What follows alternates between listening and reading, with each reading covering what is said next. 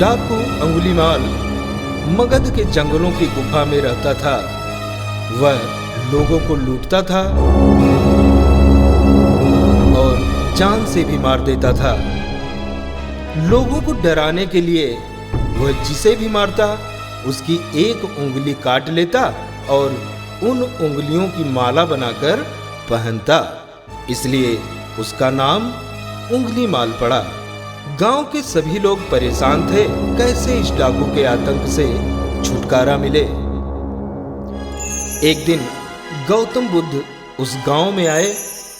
गांव के लोग उनकी आवाभगत करने लगे। गौतम बुद्ध ने देखा कि गांव के लोगों में किसी बात को लेकर दहशत फैली है।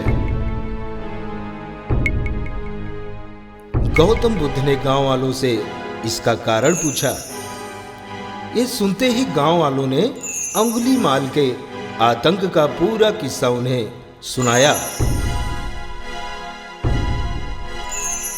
अगले ही दिन गौतम बुद्ध जंगल की तरफ निकल गए। गांव वालों ने उन्हें बहुत रोका पर वो नहीं माने।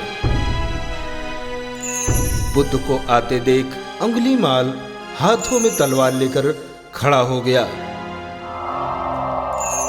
पर बुद्ध उसकी गुफा के सामने से निकल गए। उन्होंने पलटकर भी नहीं देखा। अंगुलीमाल उनके पीछे दौड़ा, पर दिव्य प्रभाव के कारण वो बुद्ध को पकड़ नहीं पा रहा था। थक हार कर उसने कहा, रुको। बुद्ध रुक गए और मुस्कुरा कर बोले, मैं तो कब का रुक गया, पर तुम कब ये हिंसा रोकोगे?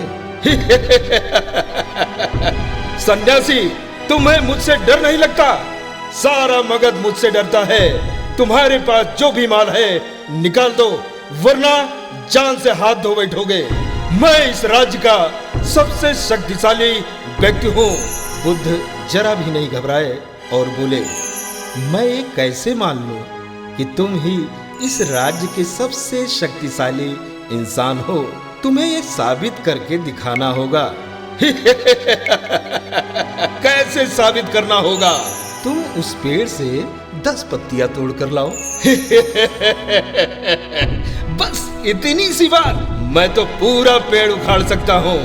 अंगुलीमाल ने 10 पत्तियां तोड़कर ला दी। अब इन पत्तियों को वापस पेड़ पर जाकर लगा दो। टूटे हुए पत्ते कहीं वापस लगते हैं क्या? जब तुम इतनी छोटी सी चीज को वापस नहीं जोड़ सकते तो तुम सबसे शक्तिशाली कैसे हुए?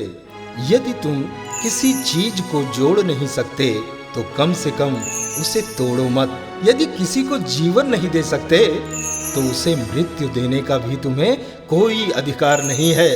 ये सुनकर अंगुलीमाल को अपनी गलती का एहसास हो गया और वह बुद्ध का शिष्य बन गया और उसी गांव में रहकर लोगों की सेवा करने लगा।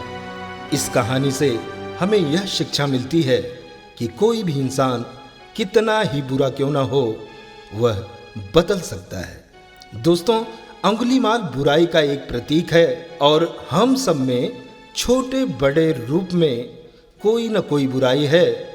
जरूरत इस बात की है कि हम अपने अंदर की बुराइयों को पहचानें और उन्हें खत्म करें।